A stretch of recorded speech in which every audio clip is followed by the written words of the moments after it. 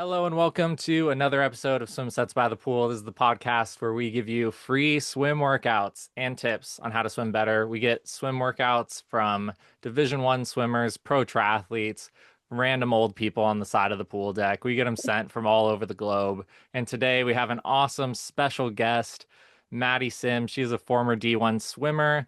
She was on some junior national teams, 200 butterfly, so she's probably a psychopath, but she has one of the nicest Instagram aesthetics known to man. Maddy, how are you doing?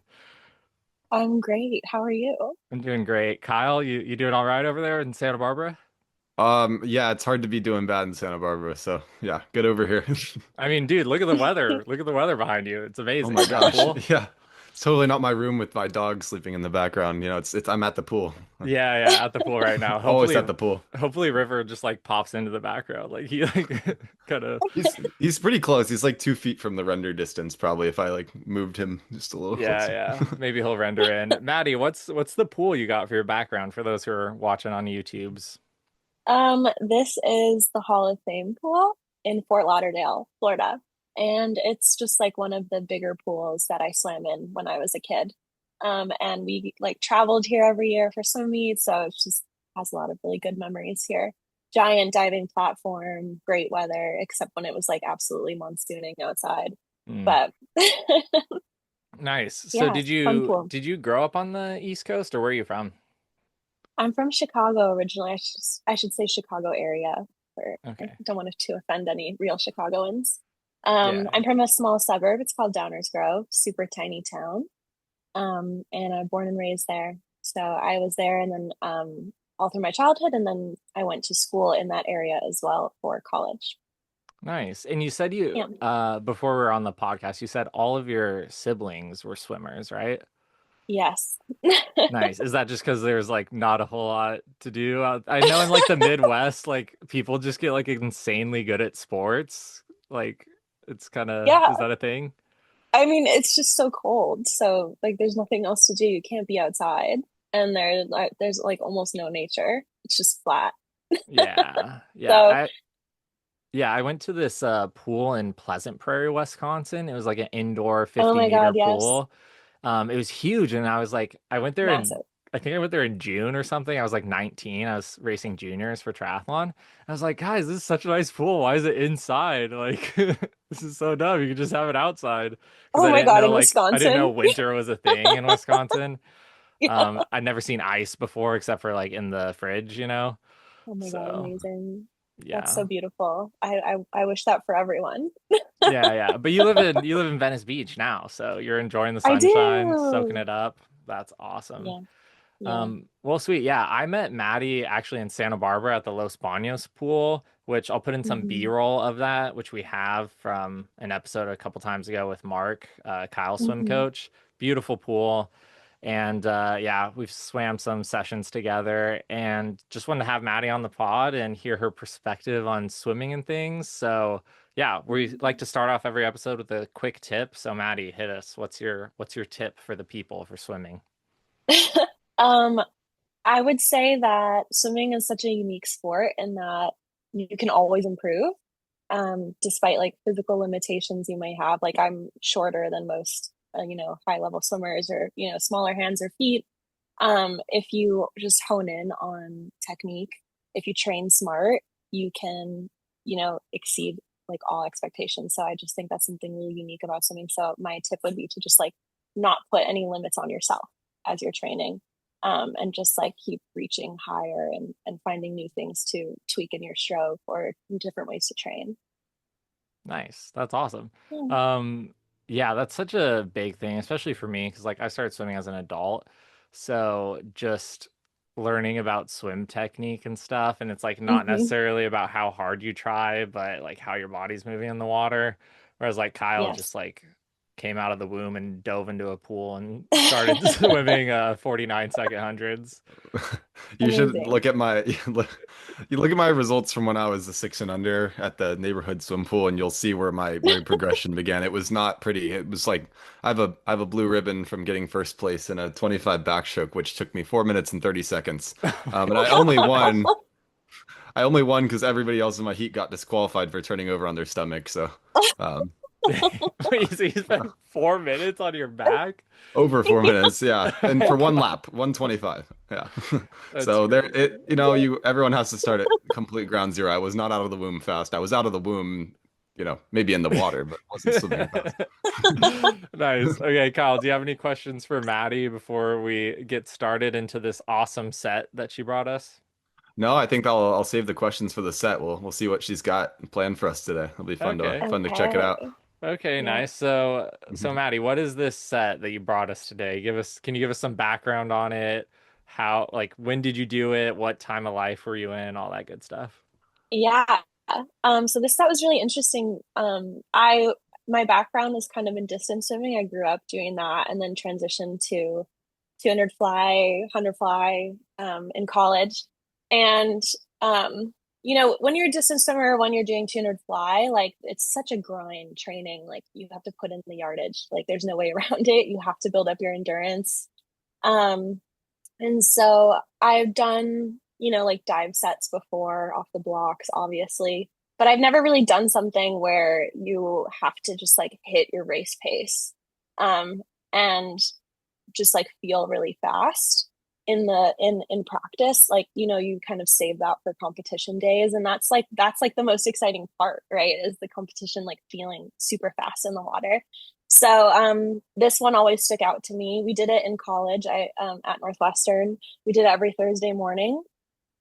We'd come in and do a full meet warm up, and then, or I should say, full competition warm up, and then we'd do 675s from the blocks, and they were on 11 minutes. So it took the whole practice, and then we do a full cool down. So basically, you had like a full 10 minutes after you go like as hard as you can hitting that pace. You have a full 10 minutes to bring yourself back down and get yourself ready to go again and hit that speed over and over again 6 times through. Dang, that's Yeah. crazy. So, what do you do for like that 10 minutes? Do you just like float in the pool? Do you get out of the pool and just stand there? Like, Yeah, what yeah, do you you get do? out. You get out and you cool down. Like, and basically the name of the game is like just get moving as fast as you can. So like the sooner you can like flush out that lactic acid, get your muscles nice and loose again, bring your heart rate back down, bring your breath rate like, back down. So that was also kind of a test. It was like how quickly can you get yourself like back down to like level, right? So that was always really kind of like a nice measure of like what kind of shape you were in too. Dang, that's awesome. Kyle, have you ever done any set like this?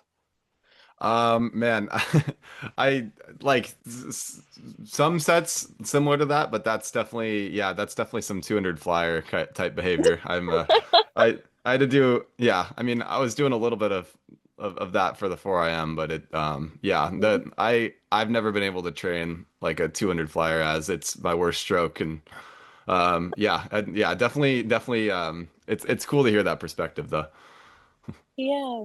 Yeah, I Dang. mean, I've like as a tuner flyer, you're doing like a lot of like just yardage. And so this was like always like a fun way to shake it up, but it was crazy. I mean, because you're trying to like hit your pace in tapered fast suit, off the block. So get kind of pumped up on a Thursday morning, get your day going. Yeah, Yeah, dang. mornings and racing sometimes were not did not pair well with me too. It was like Wednesday mornings were always like the day where my coaches. I eventually got banned from doing racing in the morning because I would go so slow it wouldn't even be helpful for me. So they would move me with the distance crew because they were just like, what are you doing? And I was just like a frozen block of ice. Like it was not good. So Oh my yeah, God. definitely different things work for different people, but it's definitely great Totally. stuff to be doing. I just was I couldn't handle it. Yeah. Yeah, I know it's a lot. It's like a big demand on your body early in the morning and you have to do it over and over again. You got to psych yourself back up. So Yeah, that's kind of crazy. So like, you did this every week too, right? What yeah. do you feel like? Is this a set you dreaded going into? Is this something you kind of looked forward to after a while? You're like, okay, this is a routine. I know it's gonna be hard, but like what was your mindset around this set?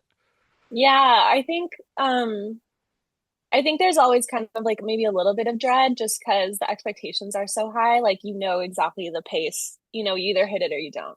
Like, and it's fast too. Like everything has to be right, right? Like it's exactly like a race. Like you got to hit your start every time, hit your turns. Like you got to be on, and it's early, right? It's like 5:30 in the morning. Um, so I think there was like that part of it. I always put a lot of pressure on myself. Like when I was swimming, that's something I wish I hadn't done so much when I was younger. But that when we like started doing this set, that was a phase in my career where I was like just feeling really good and strong in the water. So I always kind of also looked forward to it because these always just felt like so fast and smooth, which is just like super fun feeling, especially when you're later in your career and you like are just like chipping away for a tenth of a second off your time. Yeah, that's wild. That's one thing about swimming that I've been learning is swimmers go hard in some sets. Like they go Yeah, really fast. And I I feel like that's just such a foreign concept to me because triathlon is so like endurance based. It's not like a sprint. But you guys no. just are there for like, I mean, 2 minutes, you know? Like what's your 200 fly PB? Oh, I got to like 2 minutes for 4 tenths. I never broke 2 minutes. Okay, but still, So like a 2 minute sad. effort, that's Mm. crazy. Like, and that's so hard too, to go like that hard for Yeah, 2 minutes. It's just a different kind of pain. I know, honestly, and it's so brutal too, because when I was swimming, I'd be like usually like one of the like last in like the last heat. So I'd have to stand there and watch like the people before me do this race and just like die in front of my face and be like, that's gonna be me. Yeah. Yeah, um, that's crazy. For anyone that's not like purely a swimmer and hasn't felt the wrath of a 200 fly before, it's known as like that them and the milers they get looped into it too, but it's known as the most painful and most difficult event in swimming. Swimmers that aren't purely 200 butterflies dread their coaches putting them in it. It is not what you want to be doing when you're so like if you were born out of the womb and you were destined to be a 200 flyer, you should just, go right back and not come out into this world. try Um, again. Yeah, try Just again. crawl Hard back into reset. the Reset. Oh my God. ask to get birth. Yeah, ask for a different mom next time. Like go somewhere else. The two Pr flies is just a brutal event. So, press the hard reset on the computer. Try it. Yeah. Oh my goodness. Wait, didn't like Dan Morello say like the 200 fly isn't that bad or something? Wasn't that his hot take? it was. I couldn't agree with it. It was I'm That's worried for him. He might wild. get mugged in the streets with those kind of opinions. Yeah, it's like Um, those soccer players that don't score the winning goal, and then like the people from their country like attack them. Like, yeah, Dan's gonna have an army of swimmers like coming after him when yeah. Yeah. after they see the episode. Yeah, that's crazy. Okay, so I have to ask, like, did you ever blow up during this set or like totally fade away like towards the end of it? Yeah. Yeah.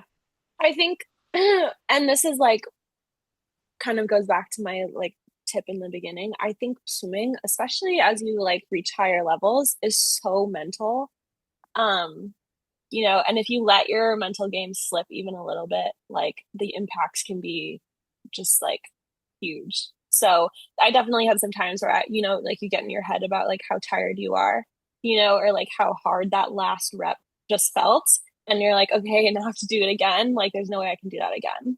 Um, so I think definitely like one of the biggest things that this set like really forced me to do is just like change completely my self-talk when I'm feeling tired.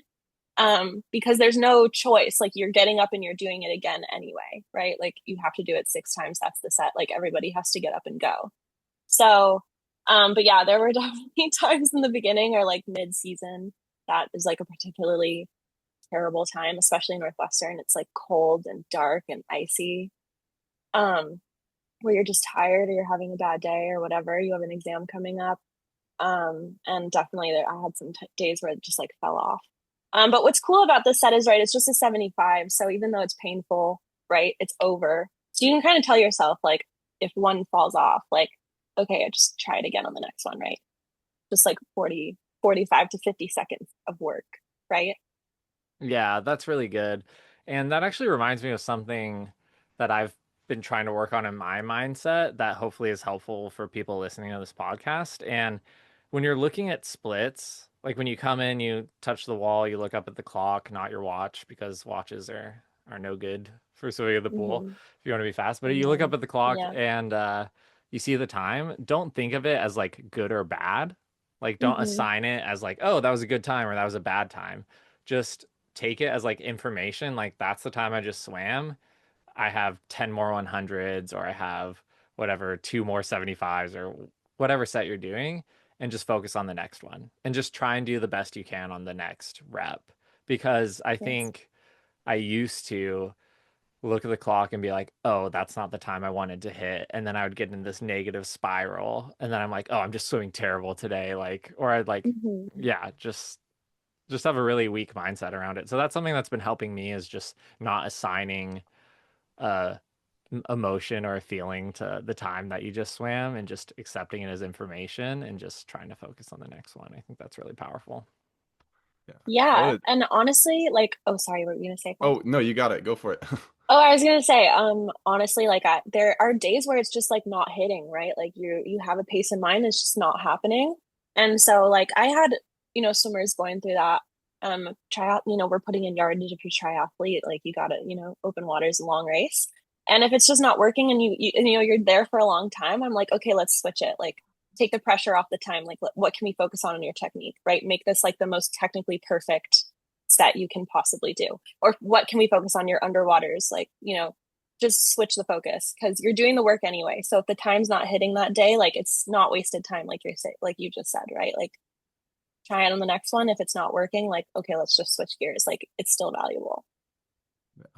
I wanted to add some thoughts to the set too. I thought it was I was kind of looking at it more and I realized that like in a set like this, it's you're putting in so much like effort so quickly, so intensely that I don't think triathletes normally do this in a practice or anything like this, but swimmers know that if you do a set like this, the amount of lactic acid too that like will build up in your body and how like it can actually make you sore the next day like you lifted weights because you're putting so much tension and so much strain trying to go that fast and you're not really getting like 11 minutes break gives your body so much time to like almost cool down and like kind of like sit on the effort you did and then you have to go and do it hard again.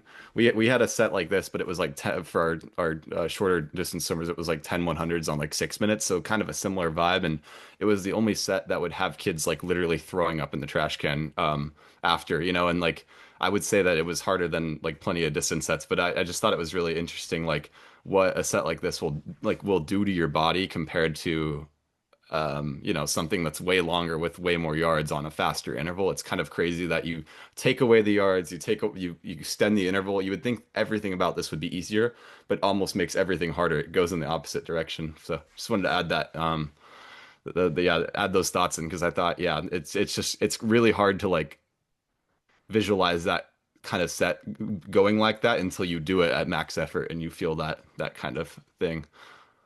Yeah. And honestly, like I mentioned, like I was a distance swimmer, and I still think like it's super helpful to just hit your top speed every once in a while. I used to have the triathlon kids at Northwestern do it too. Like I did, and I texted Nate too. Like it's fun to go fast, Mhm. right? It Hmm. feels good, It is. but I think it's also just good to get a gauge of like your top speed, what it feels like, and like you said, Kyle, like what it feels like in your body, how you feel the next day. So I just think it's also interesting, the data to have. Yeah, I think it's so fun, and that's something I've been incorporating more this year is just getting up on the blocks and just diving in and just going fast and stuff. Like Yeah. I think I've done more like fast 100s and fast 50s from the blocks this year than I probably have in like the last 4 years, you know? Because it's just That's not something you awesome. like do that often as a triathlete, but I found a lot of benefit from that, and I was getting more speed from it before I snapped my collarbone in half. I know. Rip. So sorry. Yeah, that's okay. But Maddie, so you are kind of out of swimming now. You've been out of Yes. college for a little bit. Um, Yes. is there any like lessons or things like that you've learned from your swimming career that you kind of apply to like your day-to-day life now? Because I think that's really interesting because a lot of college athletes, when they finish swimming, they're done and then they don't like continue doing sports at like a high level after that and they get a job or do whatever, you know? Yeah. Yeah, I feel like it's so interesting. I feel like it swings like one like either direction to the extreme. It's like you're either like deep in the like competitive Ironman world or you're just like me, where you like don't really go back in the pool unless you need to. Um, but yeah, I mean, there's so many lessons. It would take me like forever to rattle off all of them. I do think like I mentioned, just putting so much pressure on myself, that was something like when I look back on my swimming career, it's something that makes me like just really sad because it takes you out of the present moment. If you're always worrying about like, oh, that what could have been better, like constantly, of course you always want to push yourself to be better. And like, swimming is all about like, okay, how can I adjust my stroke, or how can I adjust my race or strategy or whatever. But if you're like constantly reaching for that and you never kind of look around to appreciate where you are, I think it takes a lot of the joy out of it, especially like swimming is such a grind. It's kind of like you spend a lot of time working.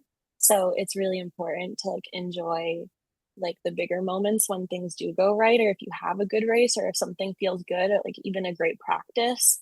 And so that's something that I've tried to implement into my like everyday life, because that like spilled over into my schooling and career and like all this kind of stuff. I put so much pressure on myself. So I think just like taking the pressure off yourself in general, talking to yourself in a nicer way, um, celebrating like the smaller wins is something that swimming kind of inadvertently taught me. So that's like something really impactful that I always think about.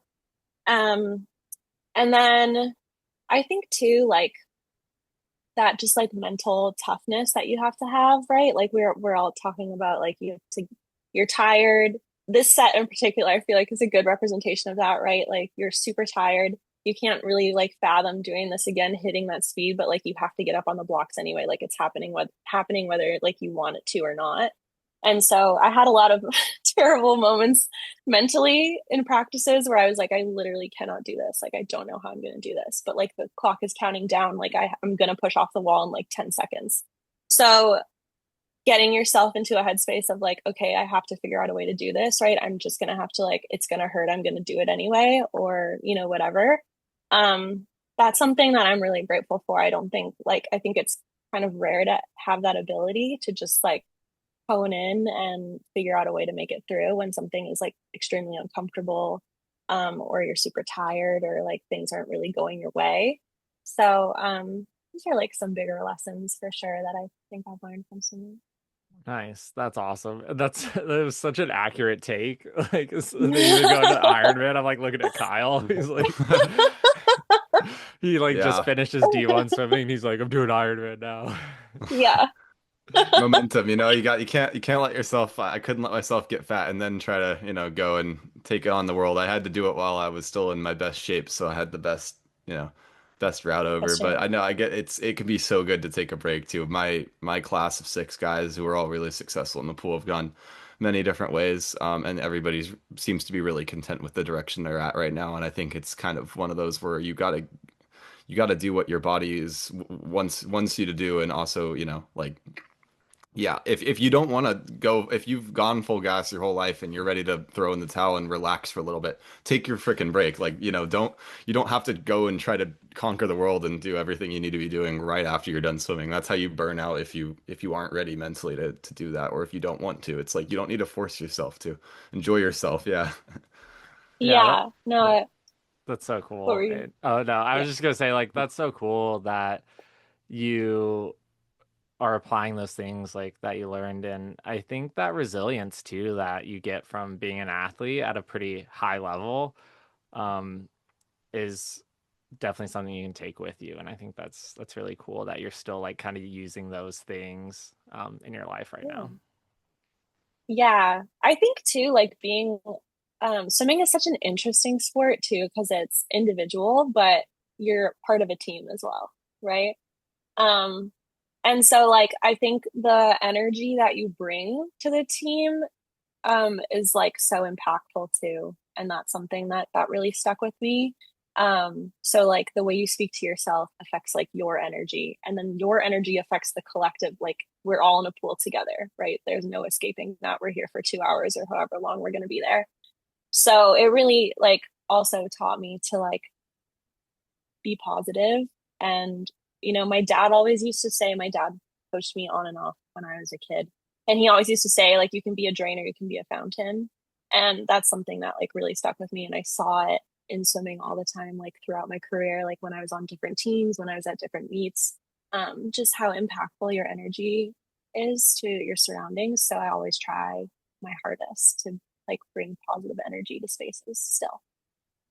Yeah, that's awesome. That's such a good quote. Shout out to your dad. You can be a drain I or you know. could be a fountain. That's really good. I know. A Um, wise man. yeah, that's super cool. Did Yeah. you, I'm also curious, did you coach the tri team while you were swimming or was it after you finished swimming? It was um it was after I finished swimming. I actually quit the team early. I had not I didn't have a super positive experience Hmm. towards the end of my college career. But coaching the tri team was honestly like the most healing thing I could have ever done in that moment because it just reminded me how fun swimming is. Like everybody was so happy to be there.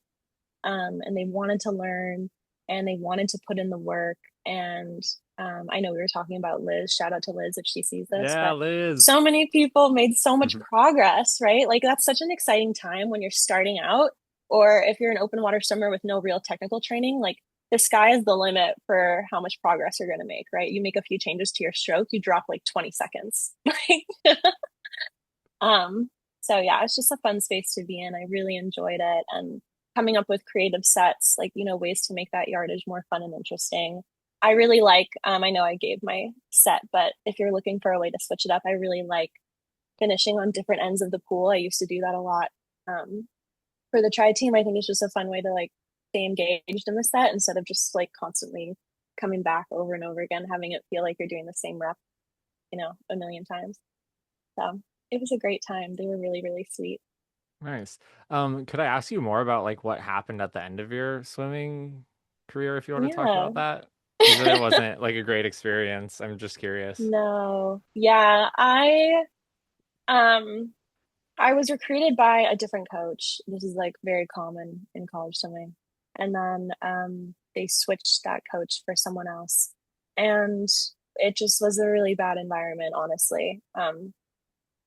Like I ended up having to report abuse that was happening to me. I had teammates coming, you know, who came in to kind of like corroborate my story and also share their own experience. But I was kind of the first one to step forward um, and say something. It was just like affecting me so horribly. I was crying pretty much nonstop because we're swimming twice a day. So I was crying at night because I didn't want to go practice in the morning, and then after morning practice because I didn't want to go back at night. Um, and you know, I'd been swimming since I was like little, so you know, I've been doing it for like over 20 years at that point, and you know, I was at Northwestern. It wasn't like I was going pro. So I was just kind of like, what am I doing? Like, I'm so miserable. Like, I'm so tired. And, you know, for what? So that was definitely a tough process. It was a tough time in my life. Um, it's definitely like not, it's scary to go through something like that, like a reporting process. And, you know, I wouldn't wish it on anyone, but it has made me like really passionate about educating younger swimmers, especially young female swimmers, about like different types of abuse, what that can look like, protecting your mental health, talking to your teammates, talking to people outside of that world, because unfortunately, you know, when everyone's like so close to it, it's hard for them to have like an objective opinion, right? If this behavior is so normalized among your team, like your teammates might have a hard time picking up on like that this is wrong. Um, so yeah, that's unfortunately my story came to an end that way. I walked away from the sport my junior year. So, and then I went straight into coaching the tri team, which was really great. They showed me why I love swimming again, which was really beautiful. And now I do different panel talks and mentoring for young athletes to, you know, kind of give them a space to talk about mental health and, you know, protect themselves. You know, of course, swimming is a grind. It's really important to work hard. And like we talked about, like overcome some like, you know, mental talk you might have holding you back, but it should never reach a point where it's just like sucking life out of you, right? Like we do sports because they're fun, right? They should Mhm. always stay fun. So, Yeah, I think yeah. that's thank you for sharing all that. And I think that's so true. So many people they get burnt out in sports at a young age. And I think it's just because they put like too much of their self-worth in it. And like you said, it's just supposed Yeah. to be fun. Like at the end of the day, I like to joke with people. It's like we're just splashing in the pool, jogging and like riding our bikes around like for triathlon. It's like that's really all we're doing at the end of the day. It's like when I No. see people who take it way too seriously and they put so much pressure on themselves to perform, I feel like in my opinion, you're almost like missing the point a little bit, you know? Yeah. 100%. I was that kid. I was like crying if I didn't go best time or if I had a bad practice. And when I was little, like when I was like 13, you know?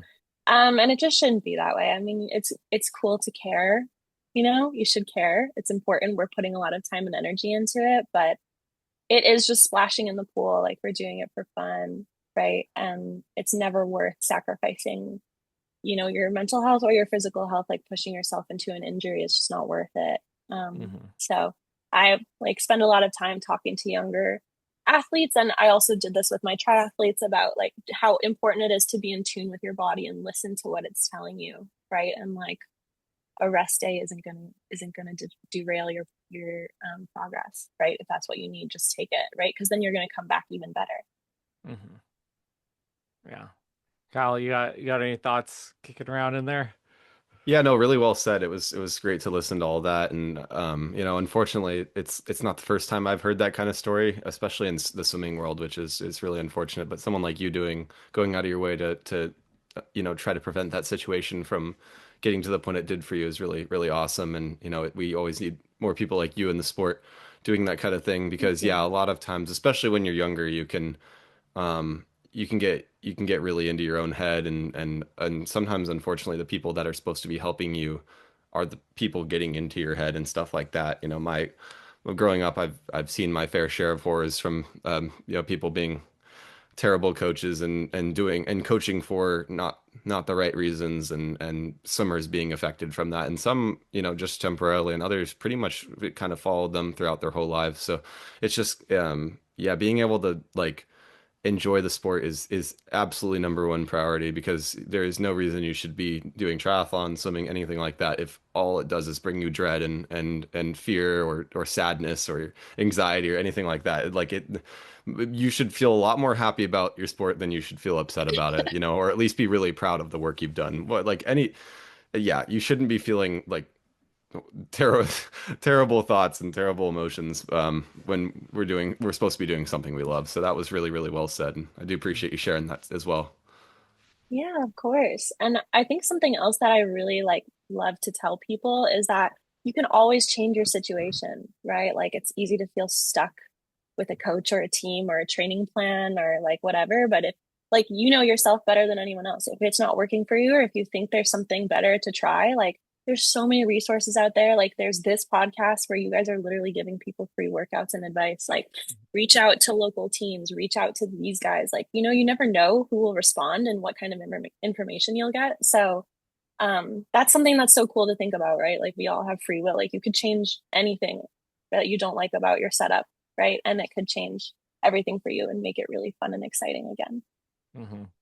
Yeah, and I think one thing when you're young is it's really easy to think that you're alone and no one else is going through this thing that I'm going through. But I guarantee you there's probably tons of other people going through that same thing. You just need to like reach out and like talk to people about what's going on, especially if it's stuff that you don't feel like is right or it shouldn't be this way.